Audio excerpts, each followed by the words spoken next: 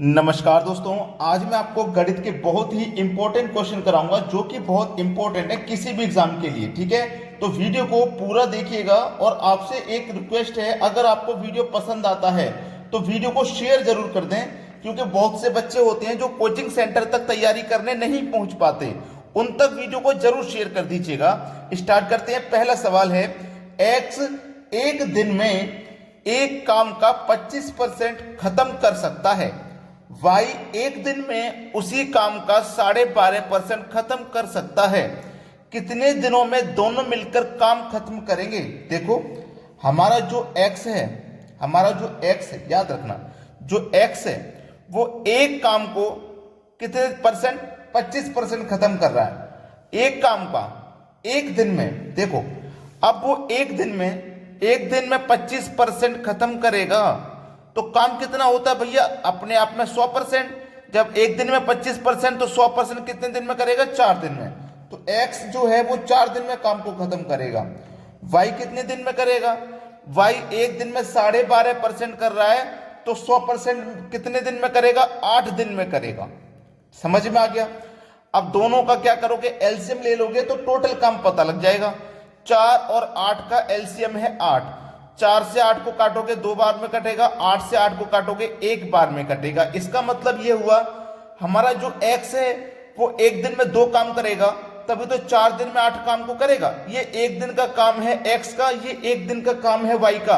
पूछा है दोनों मिलकर के काम को कब खत्म करेंगे, जब दोनों मिल जाएंगे तो एक दिन में दोनों मिलकर के 3 काम करेंगे। और काम कितना है, टोटल काम है 8।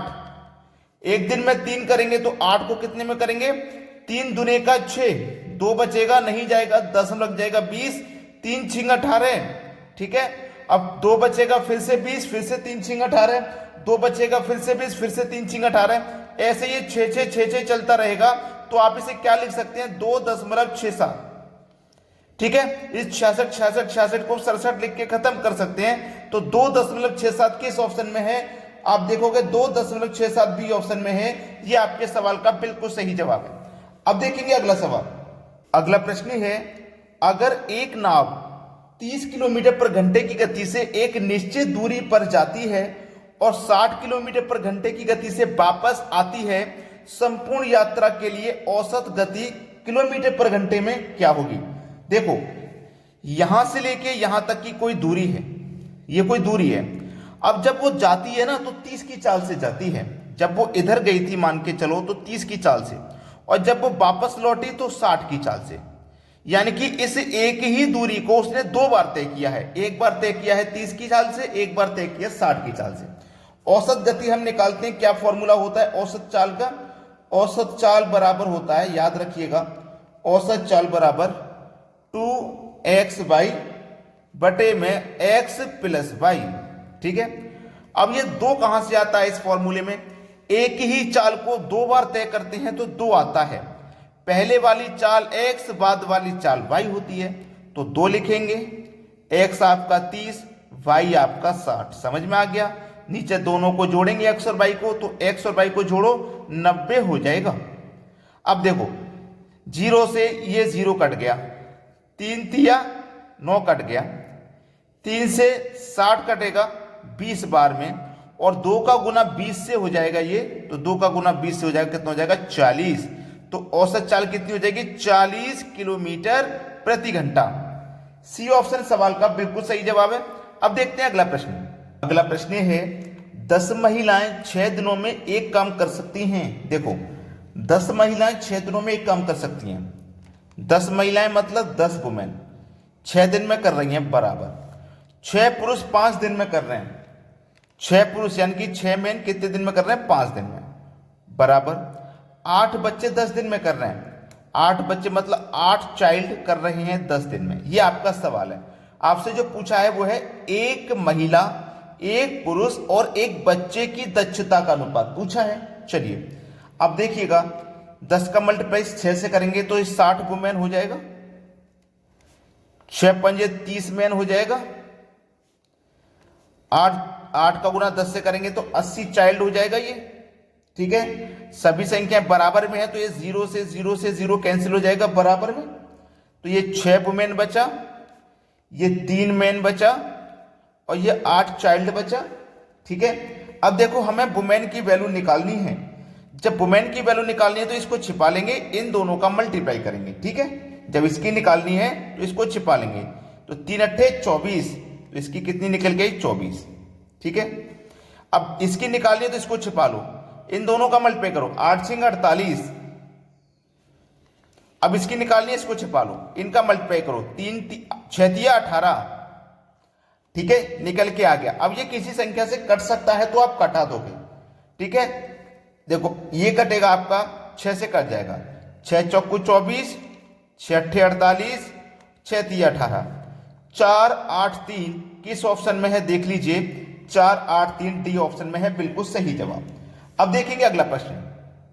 अगला प्रश्न है 2 1 2 3 5 4 7 3 5 2 4 का परास पता लगाएं। क्या पूछा उसने? परास। परास नाम सुन के कंफ्यूज मत होना, इसका मतलब है उसने आपसे पूछा रेंज। इसका मतलब है उसने आपसे पूछा रेंज, रेंज मतलब परास। तो रेंज निकालने का क्या फॉर्मूला होता है मैं आपको अभी बता देता हूं। रेंज बराबर होता है maximum minus minimum, maximum minus minimum, यानी कि मैक्सिमम मतलब बड़े से बड़ा, मिनिमम मतलब छोटे से छोटा है। तो मैक्सिमम, इस संख्या में मैक्सिमम संख्या 7 है, सबसे बड़ी संख्या 7 है, और मिनिमम यानी कि छोटी से छोटी संख्या 1 है, तो 1 को माइनस करो।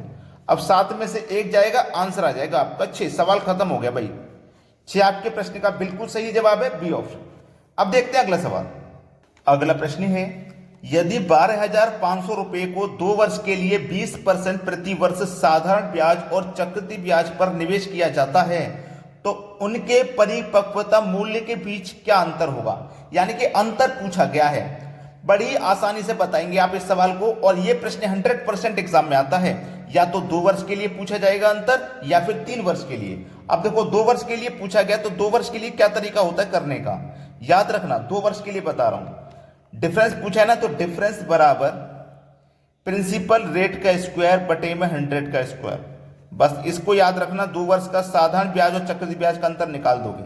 ठीक है, डिफरेंस पूछा है, डिफरेंस बराबर प्रिंसिपल है 12,500 इंटू रेट कितना है 20 का, तो 20 का स्क्वायर कर दोगे 400, बटे में 100 का स्क्वायर कर दोगे 10,000।